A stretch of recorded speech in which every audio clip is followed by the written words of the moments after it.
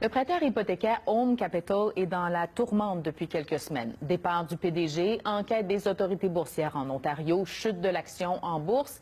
Plusieurs éléments dans cette crise font penser aux pratiques douteuses qui ont précédé la crise immobilière aux États-Unis en 2007-2008. Notre invitée est Karine Turcotte. Elle va nous aider à mieux comprendre ce dossier-là. Elle est gestionnaire de portefeuille chez Médici. On la rejoint à Omaha, au Nebraska, où elle est pour assister l'assemblée annuelle de Warren Buffett demain. Bonjour, Madame Turcotte. Bonjour. On va reparler de l'Assemblée de Berkshire Hathaway dans quelques minutes, mais d'abord, j'aimerais que vous nous expliquiez brièvement qui est Home Capital et pourquoi l'entreprise est sous les projecteurs depuis quelques semaines. Home Capital Group est un prêteur spécialisé auprès des immigrants, des travailleurs autonomes ou des personnes qui ont un crédit entaché, qui, bien que leur situation s'est améliorée, ne se qualifient pas auprès des grandes banques pour avoir un prêt. C'est une entreprise qui a été fondée par M. Soloway il y a plus d'une trentaine d'années, performante économiquement avec une feuille de route exemplaire jusqu'en 2015 où survenait un problème, mais qui avait finalement développé son expertise dans cette niche de prêts qui, en général, sont des prêts qu'on dit non assurés. À ce moment-là, l'emprunteur fournit une mise de fonds qui est suffisante et le prêteur, lui, le pourcentage sur l'actif est moindre que dans le cas d'un prêt assuré. Oui. Et ce qui est arrivé en 2015, c'est effectivement le problème de courtier. Bon, dites-moi, votre firme avait investi dans Home Capital, mais vous avez décidé de vendre vos parts quand le patron est parti. Ensuite, il y a eu la poursuite, le report des résultats financiers. Est-ce qu'à votre avis, Home Capital va survivre à cette crise-là? Mais vous l'avez bien dit, lorsque les courtiers hypothécaires ont soumis, c'est une quarantaine de courtiers qui ont soumis des documents frauduleux, finalement des preuves de revenus falsifiées, est arrivé une perte de part de marché parce qu'ils devaient réviser les prêts douteux, mettre en place, le régulateur leur demandait de mettre en place des mesures de contrôle approfondies, mieux ciblées et tout ça. Et le départ, finalement, le problème s'est accéléré avec le départ de M. Reid.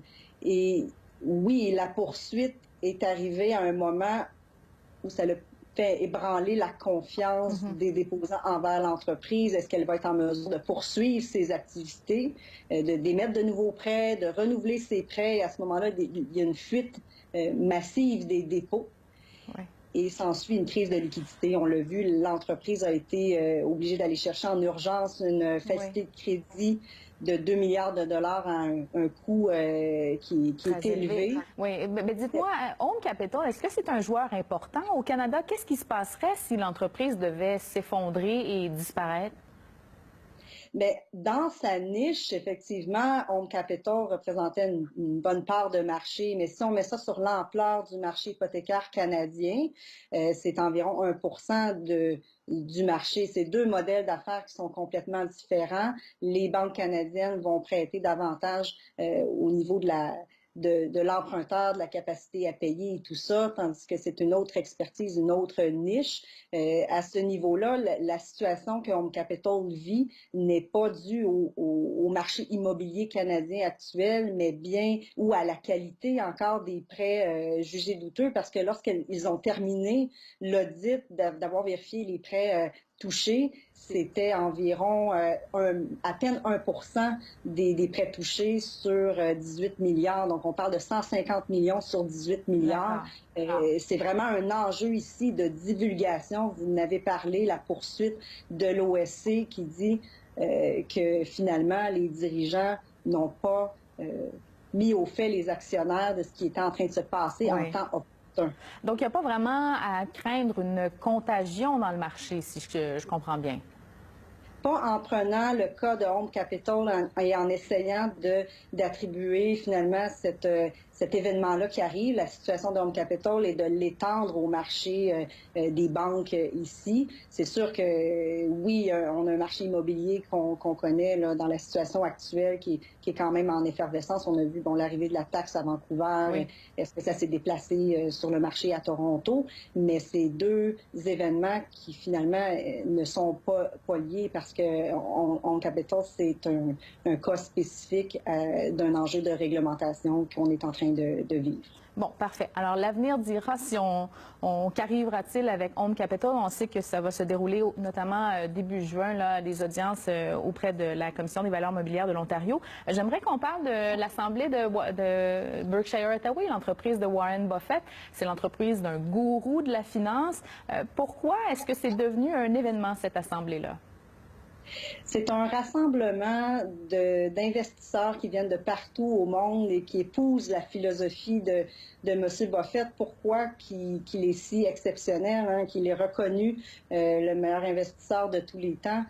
Si vous aviez investi 100 $ il y a 50 ans dans l'entreprise fondée par M. Buffett, qui est Berkshire Hathaway, vous auriez aujourd'hui 1,5 million de dollars. Et ce n'est pas bâti, je veux dire, c'est une feuille de route qui est tellement longue, oui, avec des entreprises durables à long terme, qui est sur des bases fondamentales de l'investissement, qui est bon de se rappeler. C'est comme un rituel de revenir à l'Assemblée et de se rappeler qu'il ne faut pas être le plus intelligent de la planète pour réussir en investissement, mais d'être discipliné, de bien exécuter.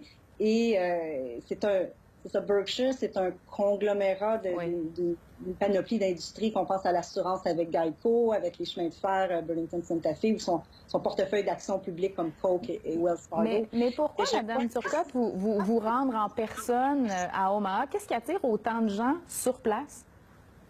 Je crois que c'est aussi l'échange avec les autres investisseurs. Donc, on parle, se rappeler des bonnes pratiques, tout ce qu'il y a autour de l'Assemblée, les conférences, justement, on va parler de nos bons coups, nos mauvais coups, mais c'est un homme, c'est pas juste le fait qu'il soit un investisseur exceptionnel, mais aussi c'est un homme d'exception, la culture qu'il a pu bâtir. Je crois qu'il faut être sur place. Moi et mon équipe, on est sur place pour le vivre, et c'est bon d'avoir ce rituel-là dans nos pratiques d'investissement. On vous souhaite un bon événement. Merci beaucoup, Mme Turcotte. Merci à vous. Au revoir.